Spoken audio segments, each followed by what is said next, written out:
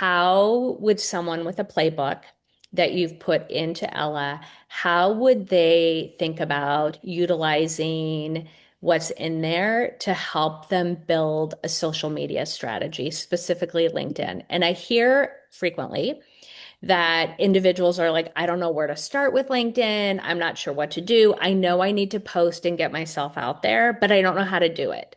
So, what I'd love for you to show this group is where they might start if that was something that they felt like they needed to elevate as they're starting to build their fractional practice.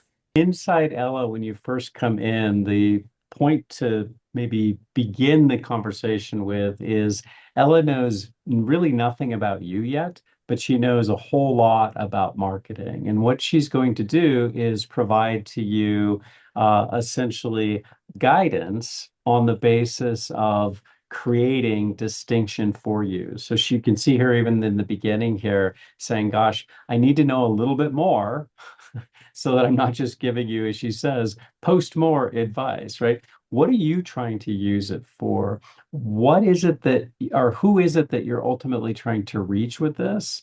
And then how comfortable are you with your writing? Those things actually make a difference when it comes to building a strategy. And so I guess the first point, Jennifer, is when you go to ChatGPT or a general tool like that, it's going to want to get to work right away. It's going to jump to, well, let me do the thing for you because you're asking me to do the thing. And what Ella does is says, wait a minute, let's make sure we're really clear on our why and our what and our who, again, so that we can say the right thing in the right way at the right time to the right person. Let's keep going through and like put in motion getting a LinkedIn post up on something to do. Let's just say we want it to be about fractional. We want it to be about fractional expertise and how fractional expertise can solve business problems.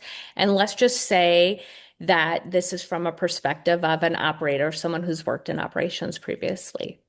Okay. So let me just pull back and say, I asked her to fill in some gaps and kind of jump to this, but I'm going to say, let's take a step back.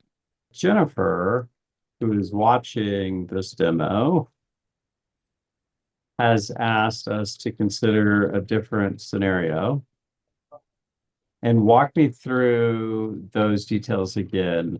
I'm a fractional operator. Yep.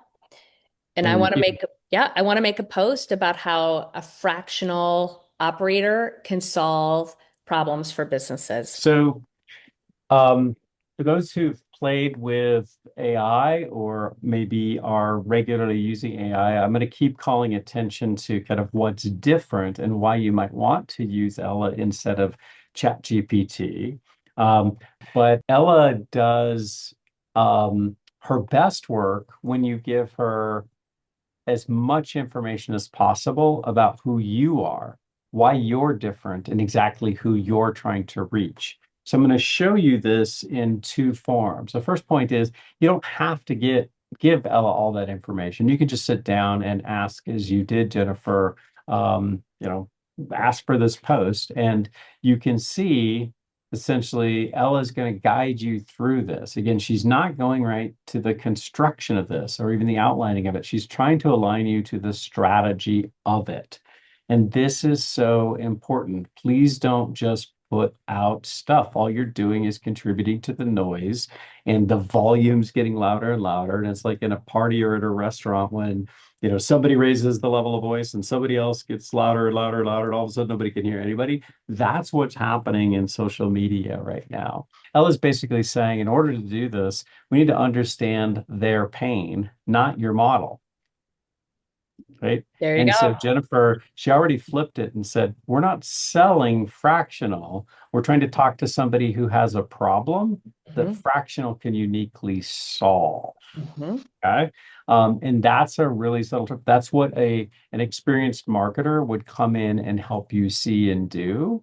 And that advice alone should be worth the monthly subscription price for Ella because it's keeping you kind of aligned to what's actually going to be effective. It's not about being productive.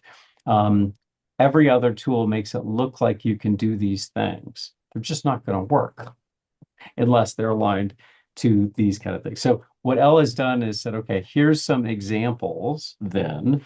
Like one is the you're stuck in the middle problem, right? So you probably felt this before. You've outgrown your own leadership in a function, but you're not ready to drop a bunch of money on a full-time executive. So you end up stuck in the middle. You kind of lead it yourself. You hire smart doers who have no strategy, or you bounce between agencies.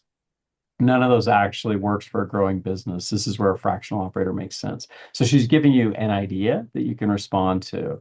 The second is giving you a picture, right? Actually making it tangible for you so somebody can not just imagine, but they can connect the dots and actually see a very clear picture of what you do. And the third is the comparison approach, right? Why fractional instead of another full-time hire? So Ella's coming back in and giving you three choices in there. Now, I will also say that Ella doesn't need you to reteach her every time you sit down if you take the time to train her through something we call a brand bot. And you can see and hear one of the beautiful things about Ella understanding the job of marketing is to say the right thing in the right way at the right time to the right person, is she's basically untangled that and then come back and said to you in this post, like, here is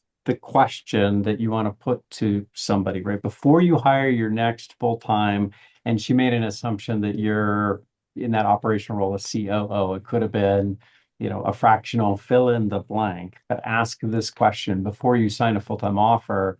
Slow down and ask this. Do we really need a permanent one, or do we actually want concentrated senior help to help build the system? One thing I'd love for you to also ask her, Keith, is what do they tag? Like, what does tagging on LinkedIn look like? What would Ella tell them to do in terms of tagging on LinkedIn so that they're searchable and other people can find them?